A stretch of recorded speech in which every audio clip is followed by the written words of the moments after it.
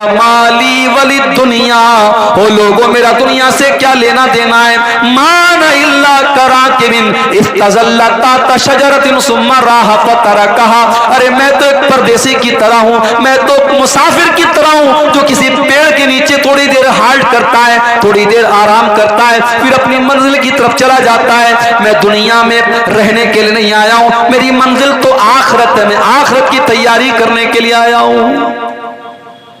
आज हम दुनिया के पीछे मरे जा रहे हैं। सुबह नींद खुलती है तब से लेकर रात में सोने तक एक मर्तबा भी हमारे ज़हन में आखिरत की फिक्र पैदा नहीं होती, जन्नत की फिक्र नहीं पैदा होती, जहन्नम से बचने की चिंता नहीं होती। हाय दुनिया, हाय दुनिया, हाय दुनिया।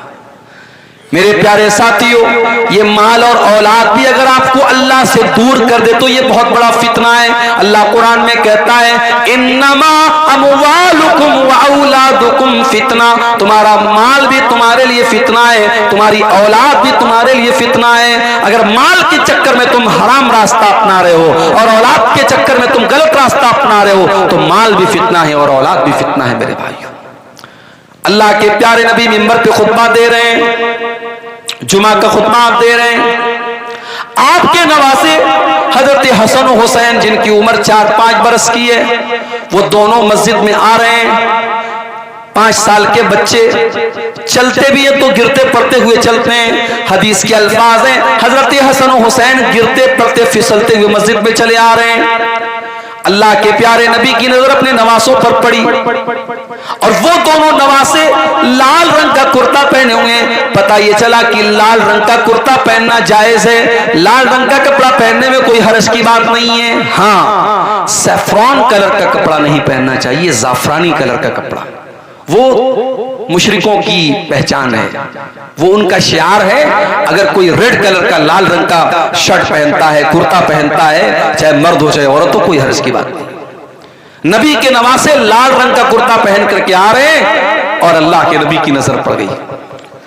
हदीस के अल्फाज हैं आपने अपने खुतबे को रोका और आपने अपने दोनों नवासों को गोद में लिया, उनको लाडो प्यार किया और उनको प्यार करने के बाद आपने फरमाया कि ओ लोगों, अल्लाह ताला ने कितनी सच्ची बात कही है कुरान में, इन्नमा अमवालुकुम व औलादुकुम फितना। तुम्हारा माल तुम्हारे लिए फितना है, तुम्हारी औलाद तुम्हारे लिए फितना है। अच्छा एक बात बताओ, अल्लाह के नबी ने खुतबा रोका, नवासों को गोद में लिया और ये बात कही, इसमें कितना टाइम लगा होगा? ज्यादा से ज्यादा 2 मिनट लगा होगा, 3 मिनट लगा होगा, 5 मिनट मान लो। 5 मिनट के लिए अल्लाह के नबी ने खुतबे को रोका और अपने नवासों को, अपने बच्चों को गोद में लिया, तो आपने उसको फितना कहा है। और हमारा हाल क्या है? हमारा हाल तो यह है कि 24 घंटे दुनिया में डूबे हुए हैं, दुनिया के लालच में पड़े हुए हैं और इस कदर लालची हो चुके हैं। अजान की आवाज आती है, 5 टाइम अजान देने वाला अजान दे रहा है, अस्सलातु खैरुम मिन नौम की आवाज दे रहा है और हम अपनी दुकान पे बैठे हुए हैं। हमारा कारोबार चल रहा है, हमारा बिजनेस चल रहा है, हमारी दुकान बंद नहीं हो रही, हमारे कारोबार पर कोई फर्क नहीं पड़ रहा है। यानी 5 टाइम की नमाज में, फजर की नमाज तो बिल्कुल सुबह पढ़ी जाती है, अगर 4 टाइम की जो नमाज है, जोहर, असर, मगरिब, इशा, अगर चारों नमाज को अगर आपके वर्किंग टाइम में मान लिया जाए, आपकी दुकान के, आपके कारोबार के टाइम में, और एक नमाज पे आधा घंटे का टाइम मान लिया जाए, तो यानी आप 24 घंटे में 2 घंटा भी अपने कारोबार से निकाल करके अल्लाह को देने को तैयार नहीं है। अपने अजीज भाई शेख नौशाद साहब की दावत पर आज का ये प्रोग्राम अररिया के इस गांव में, जो शायद हिंदुस्तान के सबसे ज्यादा पिछड़े इलाकों में से एक इलाका है और जहां आने के लिए गूगल मैप भी परेशान हो गया। गूगल मैप के जरिए हम लोग लोकेशन के जरिए आ रहे थे, गूगल कहने लगा भाई कहां फंसा दिया आपने। और जब तक लोगों ने पूरा गाइड नहीं कर दिया कि यहां से आओ, वहां से आओ, और उसके बाद जब गांव के करीब पहुंचे तो साफ पता लगा यहां से गाड़ी आगे नहीं जा सकती। फिर बाइक से एक साहब हमको लेने गए तो रास्ते में एक पुल ऐसा था कि डर लग रहा था कि अब गिरे कि तब गिरे। ऐसा पुल सिरात याद आ रहा था कि नीचे जहन्नम है और ऊपर पुल सिरात पर से हम सबको गुजरना है। ये हालात हैं। हम ये भी दुआ करें अल्लाह ताला से कि हिंदुस्तान के इस इलाके में जो इतना पिछड़ा हुआ इलाका है और यहाँ ये मजलिस, ये प्रोग्राम मुनक़िद किया गया और माशाअल्लाह एक मदरसा भी यहाँ चल रहा है जामिया इस्लामिया अम्मारिया के नाम से। दुआ कीजिए अल्लाह ताला इस इलाके को भी तरक्की दे, इस इदारे को भी तरक्की दे। और आप सबसे भी ये गुजारिश करूँगा, आप जानते हैं हमारे सीमांचल के जलसे उमूमन मदरसों के ताउन के लिए होते हैं, आप ज़रूर ताउन करके जाएं। बड़ी उम्मीदों के साथ ये प्रोग्राम इन लोगों ने मुनक़िद किया है। मेरे भाइयों, मैं बहुत थका हुआ हूँ, बिल्कुल आराम का वक्त नहीं मिला। बनारस से तकरीबन 600 किलोमीटर का सफ़र, वो भी 4 व्हीलर से तय करके आपके बीच में आया हूँ। जिस्म का अंग अंग जो है वो थका हुआ है, फिर भी आपकी मोहब्बत है। और मैं जानता हूँ प्रोग्राम में अगर किसी को प्रधान वक्ता या मेन मुकर्रिर अगर बनाया जाए और वो ना आए तो जलसे वालों को लोग बहुत बुरा भला बोलते हैं। वो जितनी भी मजबूरी हो मुकर्रिर की, आलिम की, लेकिन लोग यही बोलेंगे ये धोखेबाज है, इसने कोई बात नहीं किया था, ऐसे ही नाम दे दिया था। तो कहीं कहीं हमें सिर्फ इसलिए जाना पड़ता है, हालात इजाज़त दें या न दें। मेरी ट्रेन छूट गई, मैं चाहता आराम से घर में बैठा रहता, मगर नौशाद भाई ने कहा नहीं शेख आपको आना है किसी भी तरीके से। और मैंने सोचा कि चलो 9-10 बजे तक पहुंच जाएंगे, मगर पहुंचते पहुंचते 11 साढ़े 11 बज गए। मेरे भाइयों, इस वक्त हम और आप जिन हालात से गुजर रहे हैं, इन हालात में एक चीज हमें मिलती है शरीयत में, जिसकी तरफ अल्लाह के नबी ने भी बहुत सारी हदीसों में इशारा किया है और कुरान करीम में भी इशारा किया गया है कि क़यामत के पहले एक ऐसा दौर आएगा जब ईमान के रास्ते में जगह जगह कुछ ब्रेकर्स होंगे। आप गाड़ी चला रहे हैं, रास्ते में बड़ी स्पीड से गाड़ी चल रही है, ब्रेकर आ गया, अब गाड़ी को आपको स्लो करना पड़ेगा वरना गाड़ी उलट सकती है। सिराते मुस्तकीम पर चलते हुए, अल्लाह के दीन पर चलते हुए कदम कदम पर जो ब्रेकर्स आते हैं, जो रुकावटें आती हैं, जो डाइवर्जन्स आते हैं, उनको कहा जाता है फितना। और अरबी जुबान में सोनार जब सोने को आग में डालता है और सोने के ऊपर जो मैल और कुचैल होता है उसको साफ करता है, इस प्रक्रिया को, इस प्रोसीजर को अरबी जुबान में फत्न कहते हैं। उसी से लफ्ज़ फितना बना है और इसीलिए अरबी में सोनार को फत्तान भी कहते हैं, क्योंकि वो ये काम बार बार करता है। तो कयामत के पहले फितने बहुत ज्यादा आएंगे। मैंने जो आयत करीमा आपके सामने पढ़ी है सूरतुल अनकबूत की, उस आयत करीमा में अल्लाह ताला ने हमें और आपको यही पैगाम दिया है। अलिफ लाम मीम अहसिबन नासु अन युत्रकू अन यक़ूलू आमन्ना वहुम ला युफ्तनून। ऐ लोगों, क्या तुमने ये समझ लिया है कि तुमने जुबान से ला इलाहा इल्लल्लाह पढ़ लिया, तुमने जुबान से ईमान का इकरार कर लिया, तुमने इस्लाम का इकरार कर लिया, तो तुमको छोड़ दिया जाएगा। वलक़द फ़तन्नल्लज़ीन मिन क़ब्लिहिम, ऐ मुसलमानों, तुमसे पहले की उम्मतों को भी हमने आजमाइशों में डाला था, उनके ऊपर भी बहुत तरीके की आजमाइशें आई थी। फलयअलमन्नल्लाहुल्लज़ीन सदक़ू वलयअलमन्नल काज़िबीन।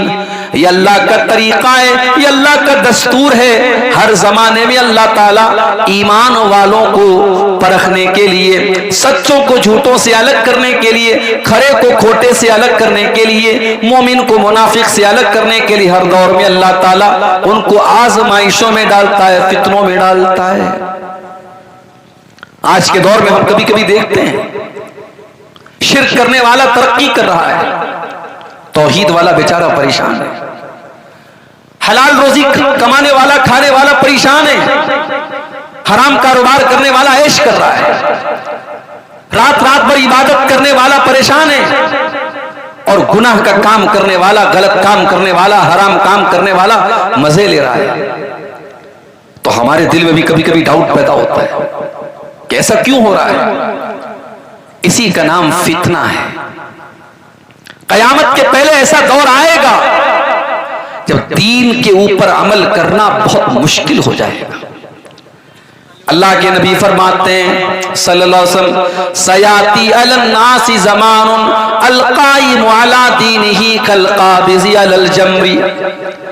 कयामत के पहले ऐसा दौर भी आएगा, ऐसा जमाना भी आएगा जब दीन पर कायम रहने वाला इतनी मुश्किलात का सामना करेगा, इतनी समस्याओं का सामना करेगा जैसे अपने हाथों में अंगारा लेने वाला है। बकरीद का त्योहार आता है, बाज लोगों के पेट में दर्द होने लगता है। अखबार में खबर आती है मुसलमानों को बकरीद के त्योहार पे जानवरों की कुर्बानी नहीं करनी चाहिए, उतना पैसा किसी गरीब को दे दे तो उसकी बड़ी मदद हो सकती है। मुंबई में मुकेश अंबानी के बेटे की शादी हो रही है।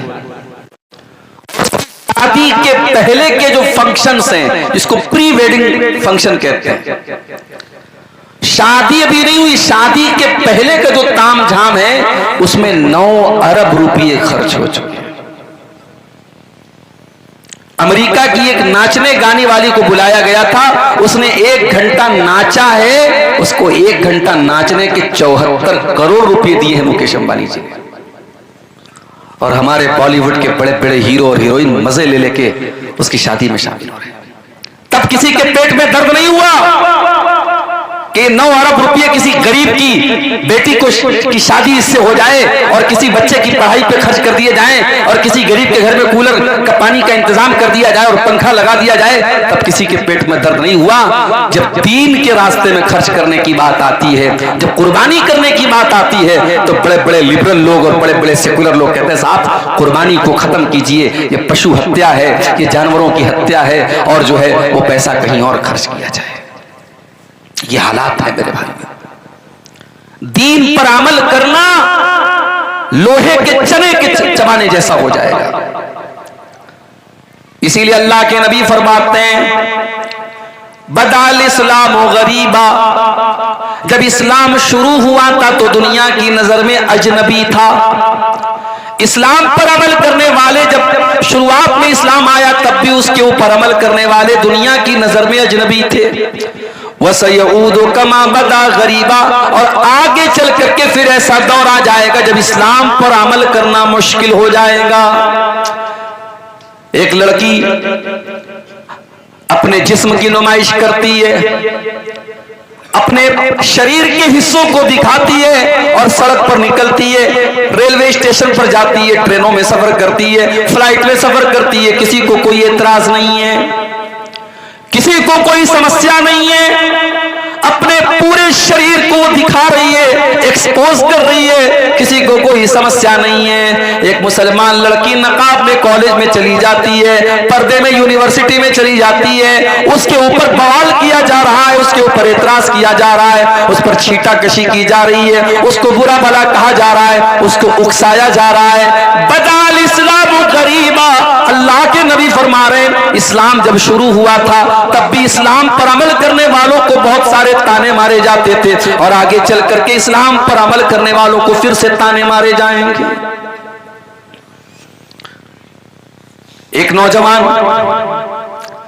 अपने दामन को गुनाहों से बचा रहा है, किसी से कोई नाजायज ताल्लुक नहीं है, शादी अभी नहीं हुई है, अपने आप को गुनाह से बचा रहा है, तो लोग क्या कहते हैं कि ये तो बहुत बैकवर्ड है, ये तो बहुत पिछड़ा हुआ है, इसको तो जमाने के रंग ढंग भी नहीं पता है। दूसरा नौजवान ज़िनाकारी में पड़ा हुआ है, बदकारी में पड़ा हुआ है, 4 लड़कियों से फोन पर बातें कर रहा है, लड़कियों को घुमा रहा है, और दुनिया की नजर में वो बड़ा चालाक है, बड़ा मॉडर्न है, बड़ा होशियार है। मेरे प्यारे साथियों, जो अपने दामन को गुनाहों से बचा रहा है, अल्लाह के नबी फरमाते हैं बदाल इस्लाम गरीबा, इस्लाम पर अमल करने वाले दुनिया की नजर में अजनबी बन जाएंगे।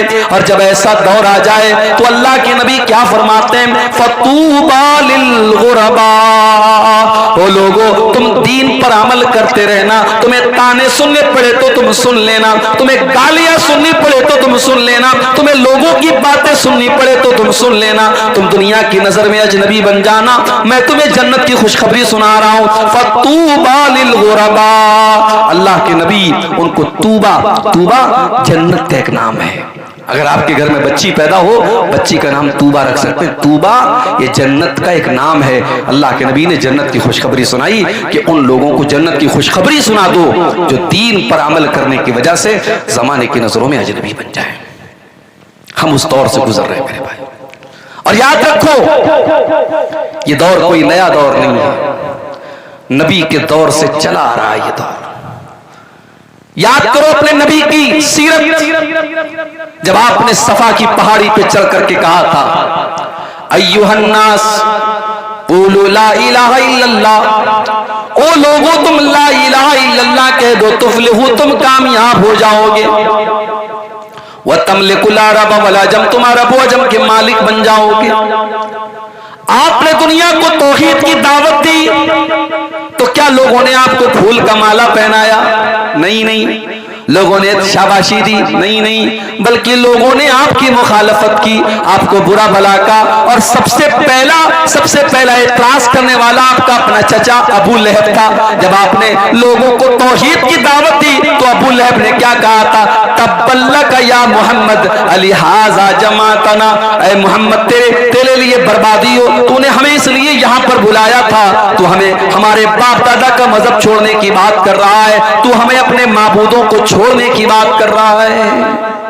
सबसे पहला रोड़ा बना था अबू लहब। और एक बात बताऊं, अबू लहब का नाम अबू लहब क्यों पड़ा? लहब के माने अरबी में होते अंगारा। अबू लहब बहुत गोरा चट्टा था, वो फेयर एंड लवली नहीं लगाता था, फेयर एंड हैंडसम नहीं लगाता था, वो नेचुरल गोरा था, बहुत खूबसूरत था। इतना गोरा था कि उसका नाम पड़ गया अबू लहब। इतना गोरा, इतना खूबसूरत कि अंगारे की तरह वो चमका करता था। मगर उसका अंजाम क्या हुआ मेरे भाइयों? कुरान में अल्लाह ने पूरी सूरत नाजिल फरमा दी, तब्बत यदा अबी लहबिन व तब मा अगना अन्हु मालुहु व मा कसब। अबू लहब के दोनों हाथ टूट जाएं, अबू लहब बर्बाद हो जाए, मा अगना अन्हु मालुहु व मा कसब, न उसका माल उसके कोई काम आया, न उसकी कमाई उसके कोई काम आई। वमरातुहु हम्मालतल हतब, और अल्लाह ने फरमाया कि उसकी जो बीवी थी जिसका नाम उम्मे जमील था, जो लकड़ी उठा करके लकड़ियां ला करके चुन चुन करके लाया करती थी और अल्लाह के नबी को बुरा भला कहा करती थी, अल्लाह ने उसकी बीवी की भी मजम्मत की, उसकी भी बुराई की, उसके ऊपर भी लानत फरमाई। फरमाया वमरातुहु हम्मालतल हतब फी जीदिहा हब्लुम मिन मसद, उस अबू लहब की बीवी की गर्दन में अल्लाह ताला कयामत के दिन रस्सी डालेगा, वो भी जहन्नम की आग में डाली जाएगी। मेरे प्यारे साथियों, पता ये चला कि दुनिया में कोई खूबसूरत अगर है, कोई हैंडसम है, कोई बहुत स्मार्ट है, बहुत गोरा चट्टा है, अपनी खूबसूरती पर नाज न करे, अपने चेहरे पर नाज न करे, अल्लाह ताला खूबसूरती को नहीं देखेगा। इन्नल्लाह ला यंजुरु इला सुवरिकुम व अजसामिकुम, अल्लाह ताला तुम्हारे चेहरों को नहीं देखता, अल्लाह ताला तुम्हारी शक्लों को नहीं देखता, अल्लाह ताला तुम्हारे शरीर को नहीं देखता, वलाकिन यंजुरु इला कुलूबिकुम व आमालिकुम, अल्लाह ताला तुम्हारे दिल को देखता है और अल्लाह ताला तुम्हारे अमल को देखता है। यहां तो बेचारा परेशान बैठा है, स्टेटस पे फोटो लगाया तो हर मिनट पे चेक कर रहा है कितने लोगों ने स्टेटस देखा, फेसबुक पे फोटो डाला तो हर मिनट में चेक कर रहा है कितने लोगों ने मेरे फोटो को लाइक किया। अरे नालायक, लोगों के लाइक की इतनी फिक्र करता है, काश तूने अल्लाह के लाइक की फिक्र की होती। फोटो तो तुमने फिल्टर करके आए तो माशाल्लाह ऐसे ऐसे ऐप आ रहे कि भाई अमेरिका के गोरे को अफ्रीका का काला बना दो, अफ्रीका के काले को अमेरिका का गोरा बना दो, ऐसे ऐसे ऐप आ रहे, जवान को बूढ़ा बना दो। एक साहब ने मेरा फोटो भेजा एडिट करके, दाढ़ी वाड़ी गायब और बाल बिल्कुल बॉलीवुड के हीरो की तरह उड़ रहा है, और पैंट और कोट पहन करके मुझको भेज करके कहने लगे ये पहचान रहे कौन है? मैंने कहा मैं तो नहीं पहचाना, कौन है? आपका फोटो है, एडिट करके मैंने बनाया है। तो ये दौर है मेरे भाई, एडिट करके किसी फोटो आप बदल सकते हैं, मर्द को औरत बना सकते हैं, जवान को बूढ़ा बना सकते हैं, बूढ़े को जवान बना सकते हैं, वो दौर है ये। अब हमारा नौजवान बेचारा फोटो लेता है ना, हमें कहीं प्रोग्राम में जाता हूँ, बाज नौजवान आते हैं, बोले सब एक सेल्फी ले लेता हूँ, तो मैं देखता हूँ तो वो मोबाइल पर डायरेक्ट कैमरे से सेल्फी नहीं लेता, उसमें ऐप आता है स्नैपचैट और फलाना और डिकाना, तो उससे वो और खूबसूरत बनने लगता है अपने आप। अब ये फोटो वो फेसबुक पे डालता है और साहब बड़ी उसको फिक्र है कि मेरे फोटो को कितने लोगों ने लाइक किया। मेरे नौजवान साथियों, जितनी फिक्र आपको अपने इस फोटो के लोगों के लाइक करने की है, काश इतनी फिक्र इस बात की होती कल कयामत के दिन अल्लाह ताला हमको लाइक करेगा कि नहीं करेगा। अल्लाह की कसम, आपने अपने चेहरों को बहुत खूबसूरत बना भी लिया और बहुत मेकअप करके, मेरी प्यारी माँ बहनों, आपने अपने आप को खूबसूरत बना भी लिया। ब्यूटी पार्लर में आजकल देखिए वीडियो भी आता होगा फेसबुक के ऊपर कि बूढ़ी औरत को ब्यूटी पार्लर वाले जवान बना देते हैं, काली औरत को गोरी बना देते हैं, बदसूरत को खूबसूरत बना देते हैं। आपने ब्यूटी पार्लर में जाकर के अपनी बदसूरती को खूबसूरती में तब्दील कर भी लिया, अपने चेहरे को खूबसूरत बना भी लिया, मगर माफ करना मेरी बहनों और माफ करना मेरे भाइयों, अगर आपका दिल खराब है और आपका अमल सही नहीं है तो कल कयामत के दिन आपका अंजाम और हमारा अंजाम क्या होने वाला है। अल्लाह कुरान में फरमाता है ववुजूहु यौमइज़िन अलैहा ग़बरा तरहकुहा क़तरा उलाइका हुमुल कफ़रतुल फजरा। कयामत के दिन कुछ ऐसे भी लोग आएंगे जिनके चेहरे काले कलूटे होंगे, जिनके चेहरों पर अल्लाह ताला तारकोल पोत देगा, उनके चेहरे बड़े बदसूरत हो जाएंगे, बड़े भयानक हो जाएंगे, वो दुनिया में बड़े हैंडसम रहे होंगे, बड़े स्मार्ट और बड़े खूबसूरत रहे होंगे, मगर कयामत के दिन उनके चेहरे बड़े बदसूरत बना दिए जाएंगे। ये कौन लोग होंगे? फरमाया उलाइका हुमुल कफ़रतुल फजरा, ये वो लोग होंगे जो अल्लाह का इनकार करने वाले, उसकी शरीयत का इनकार करने वाले, ये हराम खाने वाले और गलत काम करने वाले और नाजायज काम करने वाले और अल्लाह को नाराज करने वाले काम करने वाले होंगे। दुनिया में इंसान फेसबुक चला रहा है, मोबाइल चला रहा है, कोई गलत चीज देख लिया, अब डर भी है कि माँ के हाथ में लग गया, भाई के हाथ में लग गया तो देख न ले, तो क्या करता है? डिलीट कर देता है। ब्राउजर पे कोई चीज देखा, डिलीट, व्हाट्सएप की चैटिंग डिलीट, फेसबुक का मैसेंजर की चैटिंग डिलीट, सब डिलीट कर दिया। दुनिया से आपने सब डिलीट कर दिया।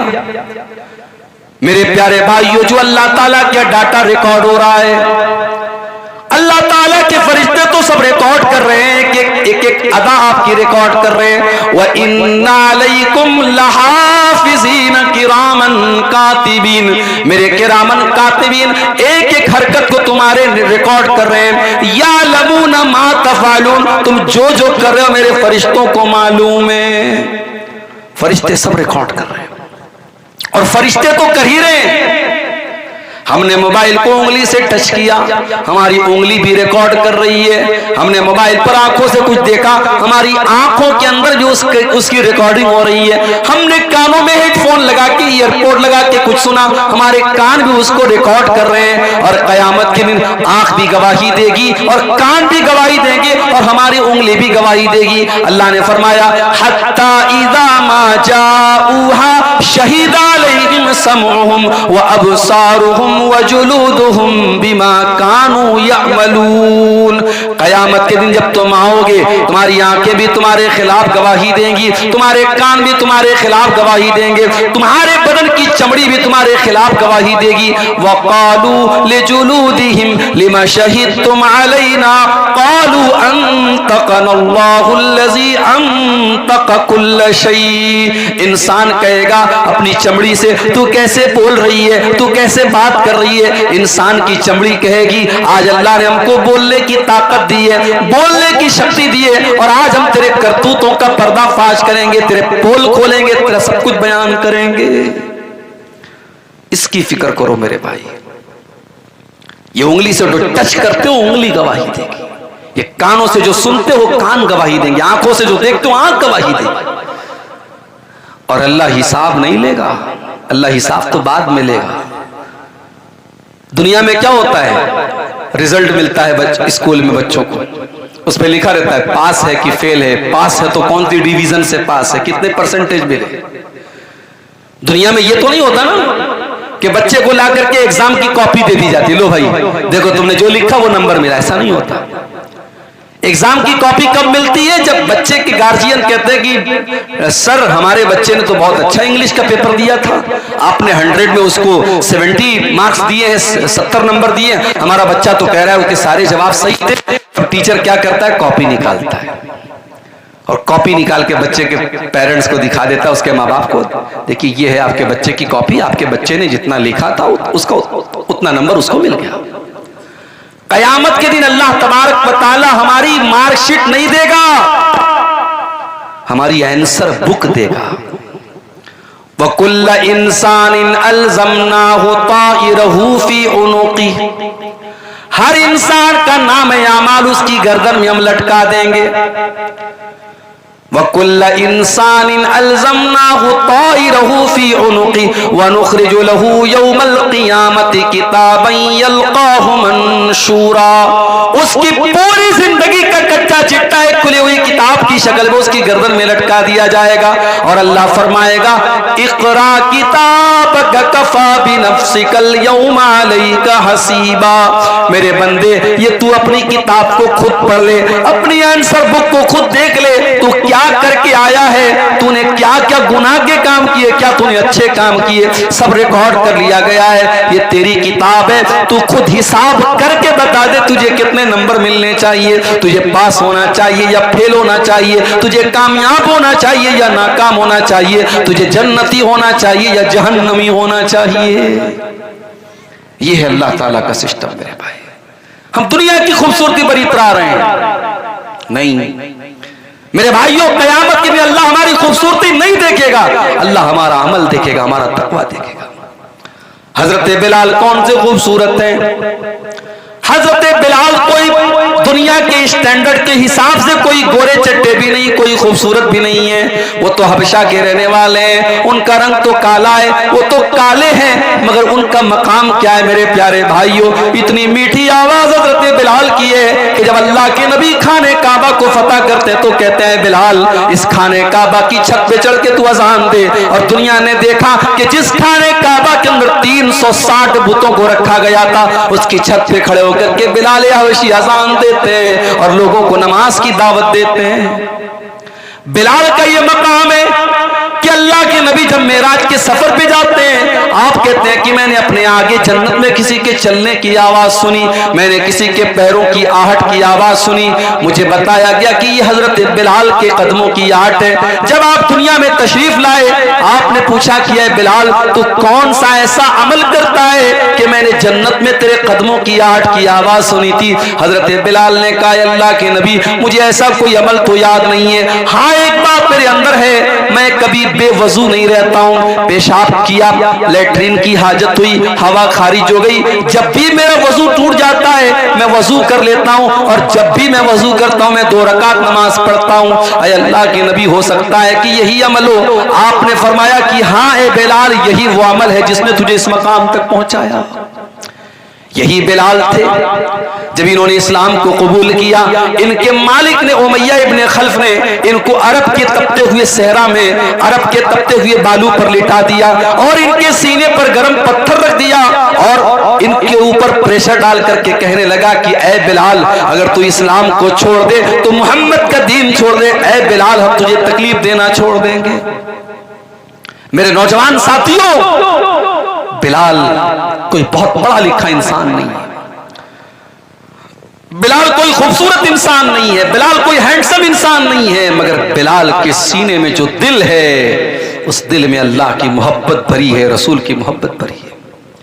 उस अरब के तपते हुए सहरा में लेटा हुआ बिलाल, सीने पर गर्म पत्थर रखा हुआ बिलाल, सीने की चर्बी बिलाल की पिघल रही है और बिलाल के पीठ को अरब की तपती हुई रेत उनकी पीठ को पिघला रही है, मगर फिर भी बिलाल की जुबान से क्या निकलता है? अहद अहद अहद, मेरा अल्लाह एक है, मेरा माबूद एक है, मेरा रब एक है। बिलाल अपनी तौहीद को छोड़ने को तैयार नहीं है। और हमारी नौजवान नस्ल का क्या हाल है? बरेली शहर, उत्तर प्रदेश के बरेली शहर में 8 साल तक मदरसे में पढ़ने वाली लड़की फेसबुक पर किसी ने आई लव यू बोल दिया, मोहब्बत का इकरार कर दिया, उसके जाल में फंसती है और इस्लाम को छोड़ करके उसके मजहब में दाखिल होती है, उसके साथ जाके शादी कर लेती है। ये हमारी कौम की हालत है। शर्म से चुल्लू पर पानी में डूब मरना चाहिए हमें। हमको तो लगता है साहब ये तो अखबार में खबर आई है, ये सिर्फ एक खबर नहीं है, ये पूरी कौम के लिए सोचने का मकाम है मेरे भाई। और इसीलिए मैं कहता हूं कि इन मदरसों को आप हकीर मत समझो। जब तक ये मदरसे बाकी हैं, आपके बच्चों और बच्चियों को अल्लाह और उसके रसूल के बारे में बताया जा रहा है। आपके कॉन्वेंट स्कूलों में नहीं बताया जा रहा है, आपके इंग्लिश स्कूलों में नहीं बताया जा रहा है उसको इस्लाम के बारे में, तौहीद के बारे में। अभी राजस्थान से खबर आई कि साहब बुर्का पहनने वाली और नकाब पहनने वाली लड़कियां स्कूल में क्या कर रही हैं? सूर्य नमस्कार कर रही हैं। और मीडिया भी ऐसी खबरों को मिर्च मसाला लगा के खूब बताता है। साहब देखिए मुसलमान लड़कियां सूर्य नमस्कार कर रही हैं। क्या इस्लाम के अकीदे के हिसाब से ये ठीक है? हम सूर्य को भगवान नहीं मानते, हम सूर्य को रब नहीं मानते। हमारा अकीदा क्या है?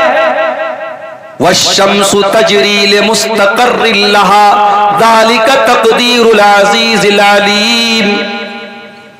सूरज अल्लाह ताला के इशारे पर चलता है, अल्लाह के कानून के मुताबिक चलता है। वल क़मर क़द्दरनाहु मनाज़िल हत्ता आद कल उर्जूनिल क़दीम।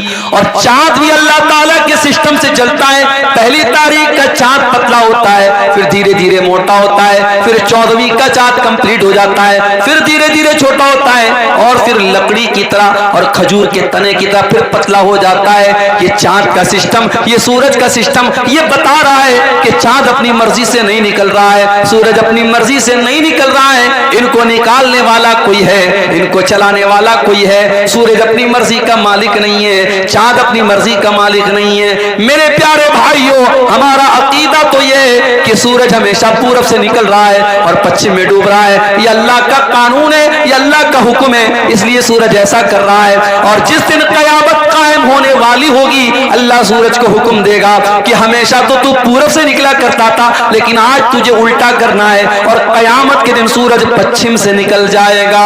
मेरे प्यारे भाइयों, आज आपके स्कूलों में आपके बच्चों से सूरज के आगे सजदा करवाया जा रहा है और सूरज के आगे हाथ जुड़वाया जा रहा है। मेरे प्यारे साथियों, अपनी नौजवान नस्ल की अकीदे की हिफाजत करो, उनकी तौहीद की हिफाजत करो, उनको ईमान सिखाओ। अगर नहीं